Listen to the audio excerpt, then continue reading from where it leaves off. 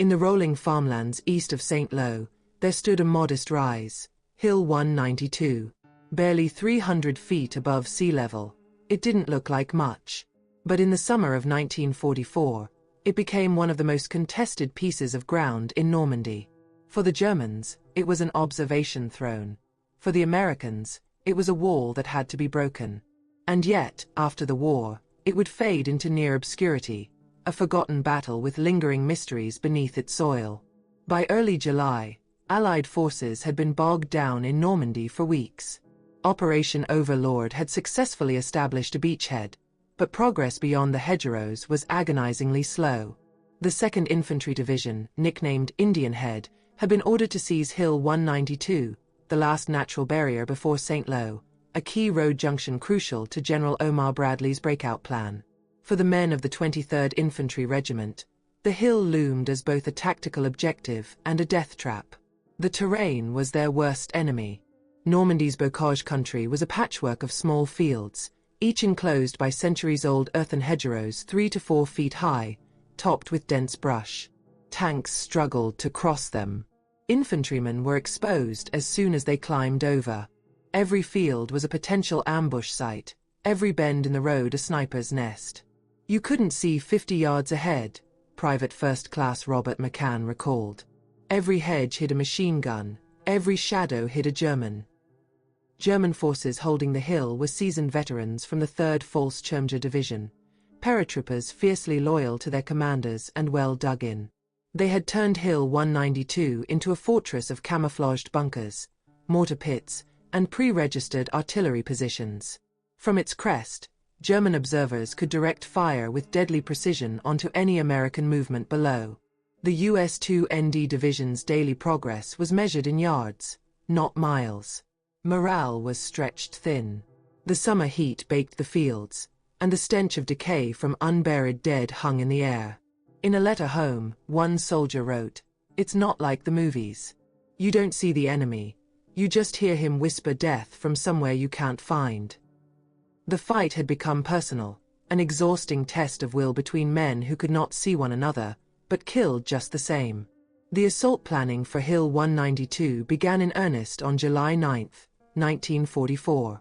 Colonel Hurley Fuller of the 23rd Infantry Regiment gathered his officers around a rough map spread across a mess table.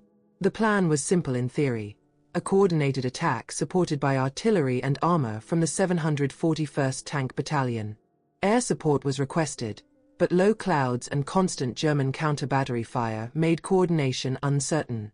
"We'll go in hard and fast," Fuller told his men, "and we'll not stop until the hill is ours." But nothing in Normandy ever went as planned. Before dawn on July 11th, the preparatory bombardment began. Hundreds of American guns opened fire, shaking the countryside. From Saint-Jean-de-Bezons to Berigny, the ground trembled. Civilians in nearby hamlets huddled in cellars, praying the war would finally pass them by. Yet the Germans on the hill had survived worse. When the shelling lifted, they emerged from their dugouts and waited. The 23rd Infantry advanced, and immediately walked into a web of machine gun fire. The first wave faltered. Platoons disappeared into hedgerows, cut off from one another by the terrain. Communications broke down. Runners carrying orders were picked off by snipers. In the confusion, one company went missing for several hours, advancing too far into the German line and being surrounded. Only fragments of radio traffic were heard, desperate calls for mortar fire, the hiss of static, then silence. When relief came, only a handful of survivors returned. The rest were unaccounted for. Amid the chaos, combat cameramen and war correspondents tried to capture the unfolding battle. Ernie Pyle, riding later from the front, called it a hill that cost too much for what it gave.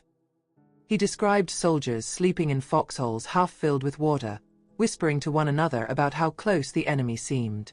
They could hear the Germans coughing at night, he wrote, but could never find them by day. For historians, Hill 192 exemplified the grim reality of the hedgerow war: slow, methodical, and costly. Tactical innovations like the Rhino tanks, Shermans fitted with welded prongs to break through hedgerows, were born here out of necessity. Yet even with new tools, the psychological strain was immense. Veterans later said they lost their sense of direction and time. "You didn't know where the front was anymore," one corporal said. "It was just hedges, blood, and noise." Today, looking back, the lesson of Hill 192 is clear. Sometimes the smallest objectives demand the highest price. It was not the size of the hill that mattered, but its command of the terrain and the stubbornness of those who defended it. The struggle to take it revealed the harsh transition from the sweeping maneuvers of D-Day to the grinding attrition that defined the Normandy campaign. As the first day's fighting ended, the hill remained in German hands. The Americans dug in for the night, exhausted, muddy, and haunted by the screams of the wounded echoing through the hedgerows. In the command post, Colonel Fuller looked toward the faint outline of Hill 192 against the darkening sky. "Tomorrow," he murmured, "we finish this." But unknown to him, the next day's assault would uncover not victory, but a mystery that would endure long after the war ended. At dawn on July 11, 1944, the attack resumed. The 2nd Infantry Division, supported by tanks from the 741st Tank Battalion, prepared to make their decisive push for Hill 192. The air was heavy with cordite and mist, visibility was poor, and the hedgerows seemed to close in like walls of green armor. Lieutenant Colonel Ralph Melcher of the 38th Infantry Regiment, whose men would spearhead the assault, studied the terrain through binoculars. "It looks quiet," he said grimly, "and that's what worries me." By 6 a.m., American artillery thundered once again, hundreds of shells tearing through the German defenses. The bombardment was deafening, yet the men knew it would not clear every position. When the barrage lifted, the infantry advanced in waves, rifles raised, bayonets fixed. They were met almost immediately by bursts of MG-42 fire slicing through the morning fog. The 3rd Volkschirmjäger Division had anticipated the attack, their guns zeroed in on every opening in the hedgerows. The hedgerow fighting was unlike anything most Americans had trained for. Small squads fought isolated battles across fields barely 50 yards apart, often without knowing what was happening to their neighbors. Communications wires were severed by shellfire, and runners, young soldiers tasked with carrying messages, disappeared one by one. Sergeant Leonard Red Hayes of Company E later recalled, "You'd send a man out to find the captain, and you'd never see him again. No gunfire, no scream, just gone." In the thick of the battle, the 2nd Division experimented with a new tactic, the rolling barrage. Artillery shells were fired in a carefully timed pattern, moving forward in increments as the infantry advanced just behind it. It was meant to keep the Germans' heads down. But the terrain betrayed the plan. Low clouds and smoke caused miscalculations, and several shells landed short. A platoon from Company G was caught in their own barrage, and the survivors stumbled onward in shock, their uniforms shredded by shrapnel. One after-action report described a general breakdown in coordination between units caused by terrain and visual obstruction. Despite these challenges, the Americans pressed forward, driven by the determination to break through to St. Lo. They used Bangalore torpedoes, long tubes of explosives, to clear paths through hedgerows, and called for tank support whenever possible. The Rhino tanks, fitted with welded steel tusks, rammed through earthen walls with a roar. But each breakthrough exposed them to German Panzerfausts waiting in the next field. By late morning, progress slowed to a crawl. German mortars began pounding the American positions, and snipers hidden in barns and tree lanes picked off officers. Medic teams worked under fire, dragging the wounded through mud and smoke. One field surgeon wrote in his log, "We ran out of plasma by noon. The dead and living lay together, waiting for dusk to separate them." It was a brutal rhythm: advance, halt, dig in, and count who was left. Around midday, a strange calm settled over a section of the line near the hamlet of Cloville. Radio contact with several platoons from the 23rd Infantry suddenly ceased. Aerial observation reported no movement, but also no visible German counterattack. Search parties sent later that afternoon found only scattered helmets, torn maps, and a single M1 Garand rifle resting against a hedge. The men who carried them, over 30 in total, were nowhere to be found. This was not unusual in the chaos of Normandy, where many soldiers were buried in collapsed trenches or consumed by fire. But in this case, no bodies were recovered, and the German units in the area later denied capturing any prisoners that day. The official record lists them as missing in action, Hedgerow Sector 84. To this day, their fate remains one of the quiet enigmas of the campaign. War correspondent Ernest Hemingway, who was covering the front for Collier's Weekly, wrote of the Hedgerow battles, "You learn to measure courage not by the men who charged, but by the men who crawled. Inch by inch in mud and wire, they took Europe back." His words captured the grinding futility of Hill 192, where victory was measured not in glory, but in yards of bloodied earth. For the surviving soldiers, the mystery of their missing comrades weighed heavily. Rumors spread. Some claimed they were captured and executed. Others believed they were buried alive when artillery collapsed a hedgerow. One corporal kept a notebook with the names of the missing, promising to find out what happened after the war. "I'll bring them home," he wrote. "No man should disappear in France." As night fell on July 11th, Hill 192 still stood, though now its slopes were scorched and cratered beyond recognition. American patrols clung to newly won ground, haunted by the silence of the fields where their friends had vanished. In the command post, Colonel Melcher reported to headquarters, "Progress limited. Resistance heavy. Missing personnel, unconfirmed." Outside, rain began to fall softly over the battlefield, masking the faint echoes of distant gunfire. The hill was still ahead, and tomorrow they would climb it again. But for many of those who survived that night, the faces of the missing would never fade. The ground had taken them, and given nothing back. The morning of July 12, 1944, broke under a grey, heavy sky. The fields around Hill 192 were choked with mist and the acrid smell of cordite. For 2 days, the men of the U.S. 2nd Infantry Division had fought tooth and nail through hedgerows that seemed to regenerate after every bombardment. The German paratroopers of the 3rd Volkschirmjäger Division refused to yield an inch. Every tree line was mined. Every hedgerow was wired for death. At 0500 hours, the attack resumed under the command of Colonel Ralph Melcher. This time, the U.S. Army introduced a new tactic that had been tested only days before: a coordinated rolling barrage, followed by close infantry assault. The idea was simple. Artillery shells would creep forward in timed waves, suppressing German defenses while the infantry advanced just behind the explosions. But the execution, in the tight maze of hedgerows, was far from perfect. The barrage began with terrifying precision. Over 25,000 rounds fell in less than 2 hours. The sky turned black with smoke and dust. Men shouted to each other through the thunder, struggling to stay within the safety line of advancing fire. But the terrain broke the pattern. Shells struck high embankments, bouncing unpredictably, while others detonated short, raining shrapnel down on American positions. "It was impossible to tell where the enemy ended and our line began," remembered Sergeant Jack Templeton of Company F. "The whole countryside was one endless explosion."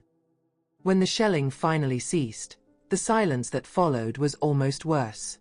The infantry moved in, mud-caked, deafened, exhausted. They encountered pockets of German resistance still alive amid the craters. Snipers fired from treetops. Mortars burst from invisible positions. Smoke grenades filled the air as men crawled from ditch to ditch, trying to regain formation. In some sectors, radio contact with command was lost entirely. The attack had fractured into dozens of isolated fights, each man relying on instinct and luck. By late morning, reports of missing platoons began to filter in. Near the hamlet of Cloville, the same area where a company had gone silent the day before, another 2nd Division platoon vanished. Scouts sent to locate them found no trace, not even shell holes large enough to bury so many men. "They were there one moment," recalled Lieutenant Harold Payne, "and then gone. No bodies. No weapons. Just gone." The official logbook for July 12 recorded the incident with chilling brevity. B Company, 23rd INF, 30 men unaccounted for. Presumed casualties. Despite the chaos, progress was made. The Americans advanced several hundred yards up the slopes of Hill 192, using flamethrowers to clear fortified bunkers. Engineers followed close behind, marking captured trenches with white cloth to signal aircraft not to bomb them. Yet as the line moved forward, the gaps in the ranks grew larger. The battlefield seemed to swallow men whole, without smoke or noise to mark their passing. War correspondents tried to make sense of the carnage. Stars and Stripes reported, "The struggle for Hill 192 resembles a contest of ghosts, each side fighting an enemy it cannot see, only sense." In a personal letter, Captain James McLeod wrote to his wife, "I've stopped counting days and miles. Now we count hedgerows and the men we lose between them." His words would be found weeks later among his effects. He never made it off the hill. By early afternoon, command had no clear picture of the front. Units were scattered, casualties mounted. The 2nd Battalion, operating on the right flank, mistook the 3rd Battalion for Germans and opened fire briefly before realizing their error. Chaos reigned. Even so, individual acts of bravery shone through. Staff Sergeant John M. Givens led his squad through a minefield to capture a key crossroads, earning the Silver Star posthumously. His men buried him on the slope facing St. Lo, marking the spot with a broken rifle. The official after-action report filed 2 days later told a sanitized version of events. Enemy positions neutralized. Casualties heavy. Several men missing in action, cause undetermined. But privately, officers admitted confusion and disbelief. "We've accounted for nearly everyone," Colonel Melcher noted in his field diary, "except for the ones who simply disappeared." The term "disappeared" appeared several more times in handwritten notes attached to casualty lists from the 23rd Infantry, rare language in an army that preferred clarity. 4 decades after the war, researchers and veterans alike would debate what had happened in those hedgerows. Some believed the missing men were buried by direct hits from 155mm shells, obliterated beyond recovery. Others suggested they may have advanced into a German minefield and been consumed in the explosions that followed. Yet German after-action logs, later discovered in Bundesarchiv files, list no corresponding enemy dead or prisoners taken from that sector. It was as if both sides agreed, those men never turned up anywhere. The fighting that day finally tapered off at dusk. American troops dug in halfway up the hill, battered but unbroken. Fires burned in the distance where tanks had been hit, and stretcher-bearers moved quietly through the fields, guided by faint moans in the darkness. Over the radio, Division Command confirmed that the assault would resume at first light. The objective remained the same: take Hill 192 at all costs. As the night deepened, the wind shifted and cleared the smoke from the valley. The hill loomed black and silent under the moonlight. Somewhere in that silence, dozens of names were added to the rolls of the missing. For those who survived, it felt as if the earth itself had claimed them, a debt that would never be repaid. By dawn on July 13, 1944, the slopes of Hill 192 were little more than scorched earth and broken hedgerows. The 2nd Infantry Division had fought for 3 relentless days, clawing their way toward the crest. That morning, Colonel Hurley Fuller of the 23rd Infantry Regiment gathered his remaining officers under a torn canvas shelter. His voice was hoarse from lack of sleep. "We take it today," he said simply. "Whatever's left of us, we take that hill." The final assault began just after 0600 hours. American artillery unleashed another furious bombardment, pounding the crest of Hill 192 where German observers had directed fire for weeks. The shelling was so intense that men on the front line had to lie flat, helmets pressed to the earth as debris rained down. Then came the order to move.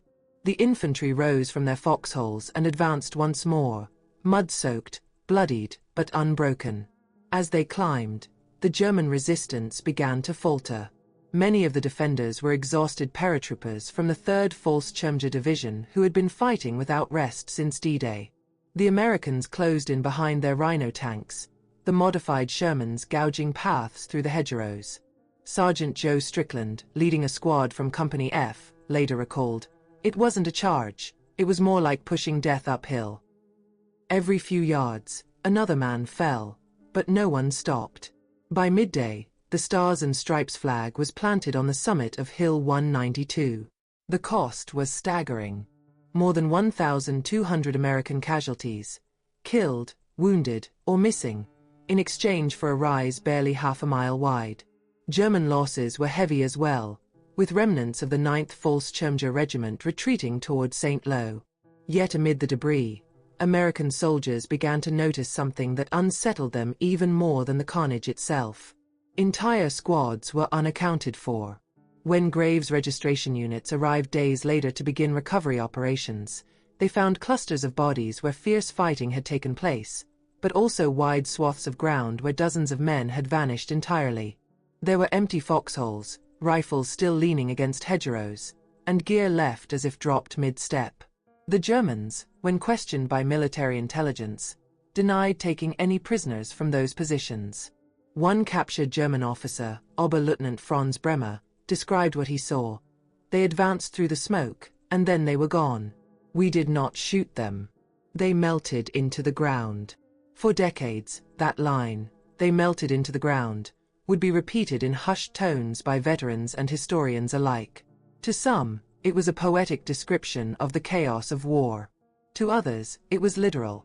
Men buried alive in collapsing hedgerows or swallowed by artillery craters filled with mud.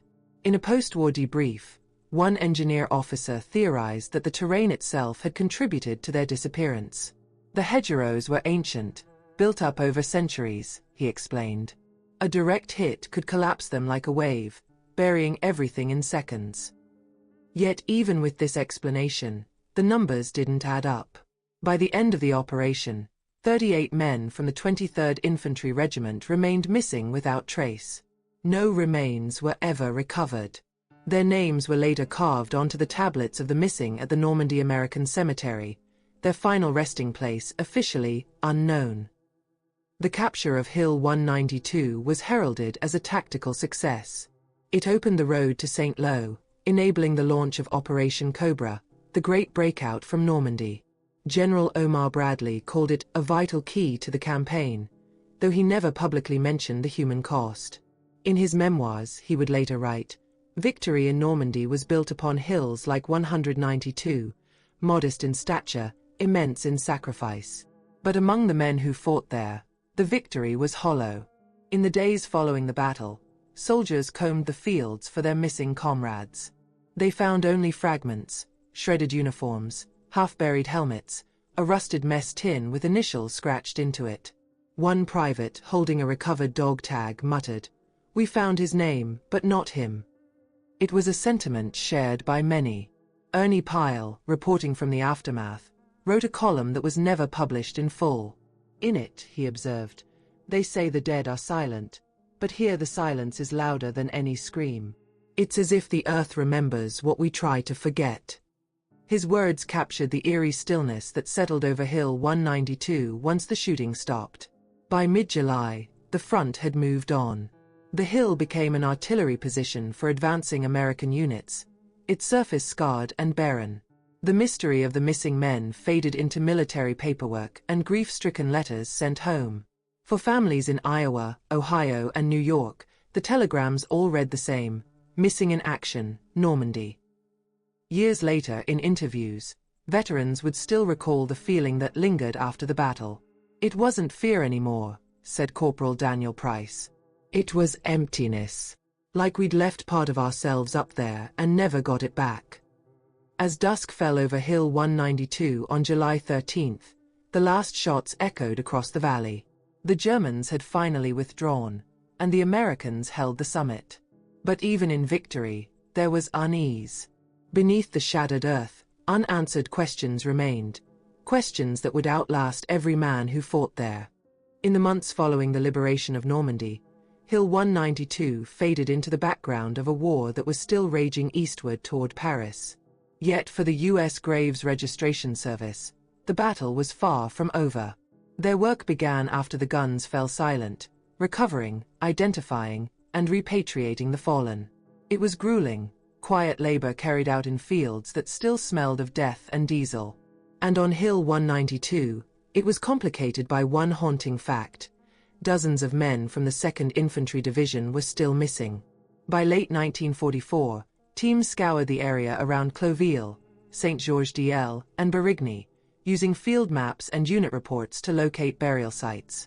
They found plenty makeshift graves marked with rifle crosses, names carved in tin, and mass pits where both German and American soldiers lay together.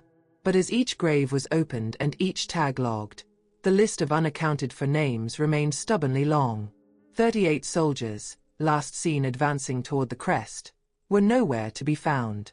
Lieutenant Frank Daly, assigned to the 3040th Graves Registration Company, wrote in his journal, "We locate the living by their orders. We locate the dead by their silence. Hill 192 has too much silence." His team uncovered twisted fragments of helmets, half-melted cartridge belts, and a pocket Bible charred at the edges, but no bodies. It was as if the ground had erased the men completely. Back home, families were desperate for answers.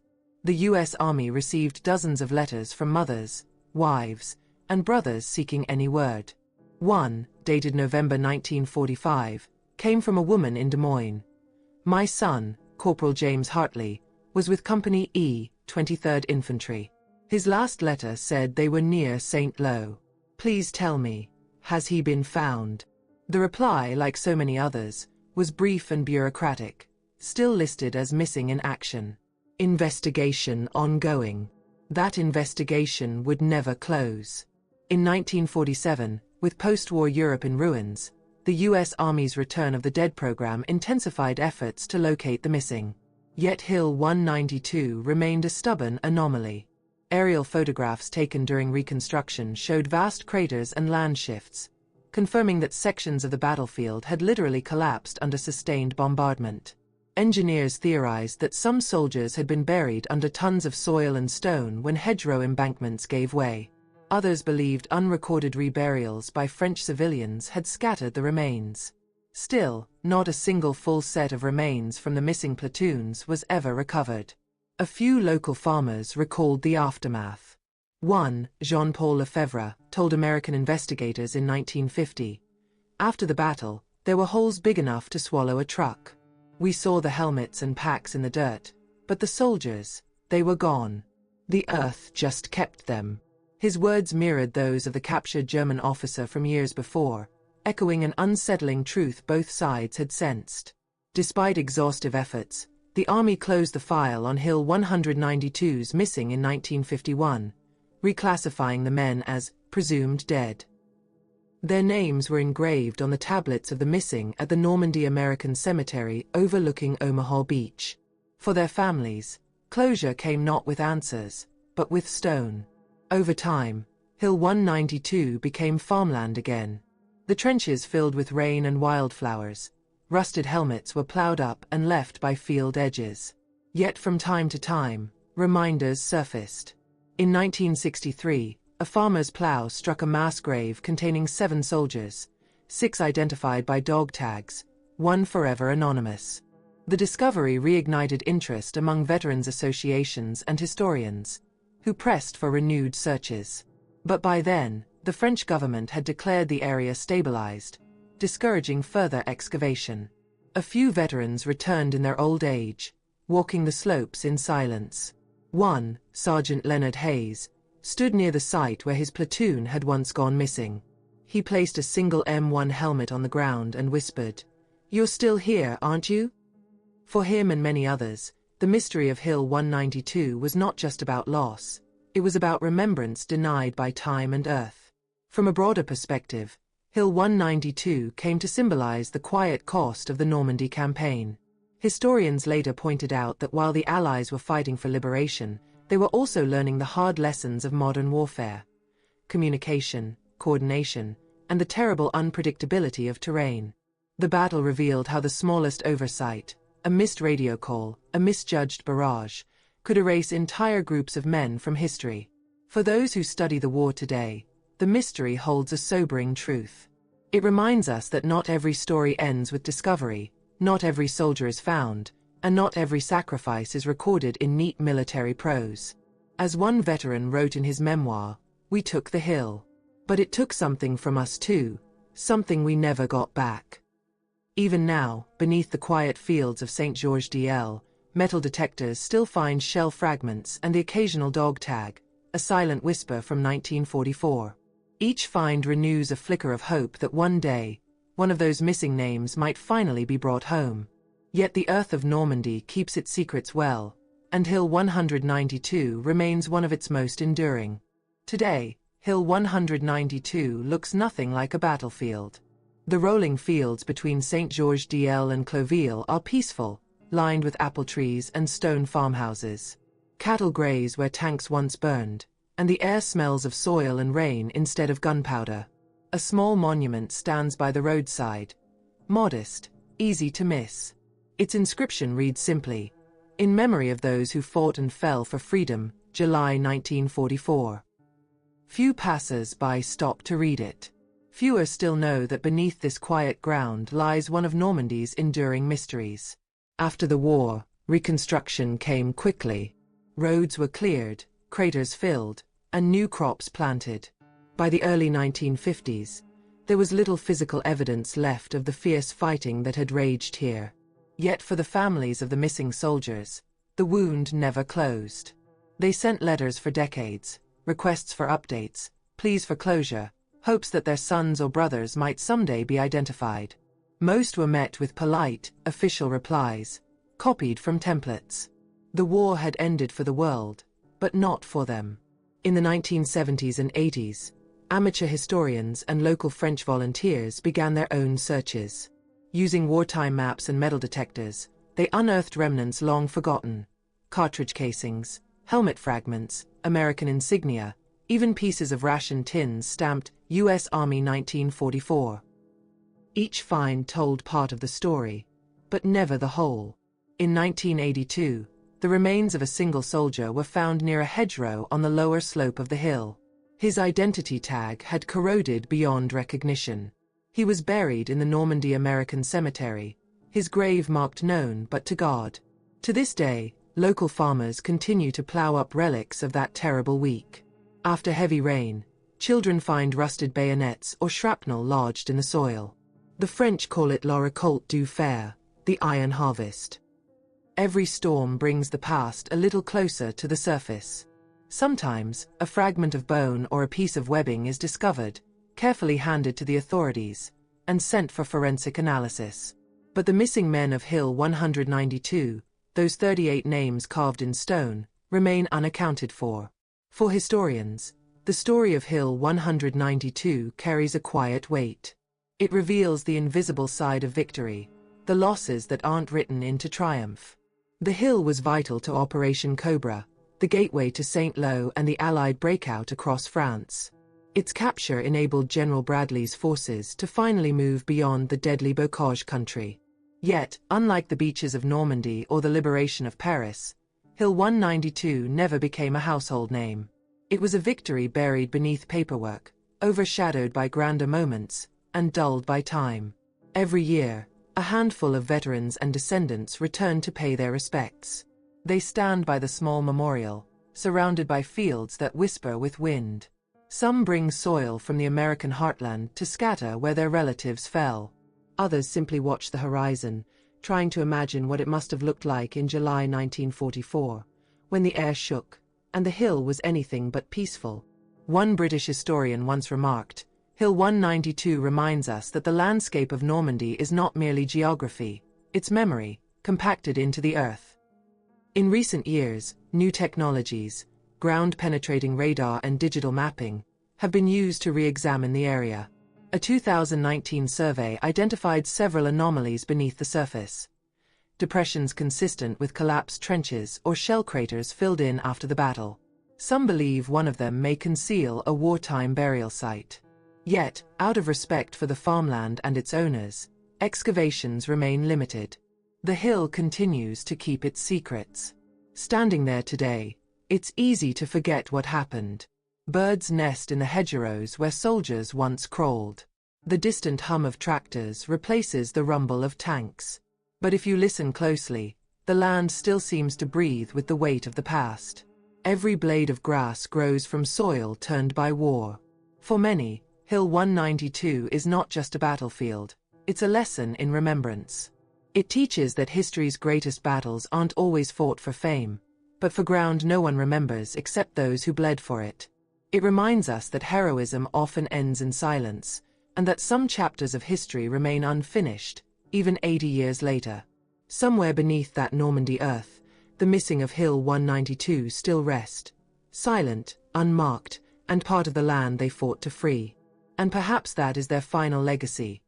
Not the mystery of their disappearance, but the enduring peace that now lies above them. A peace they earned, even if the world forgot the price.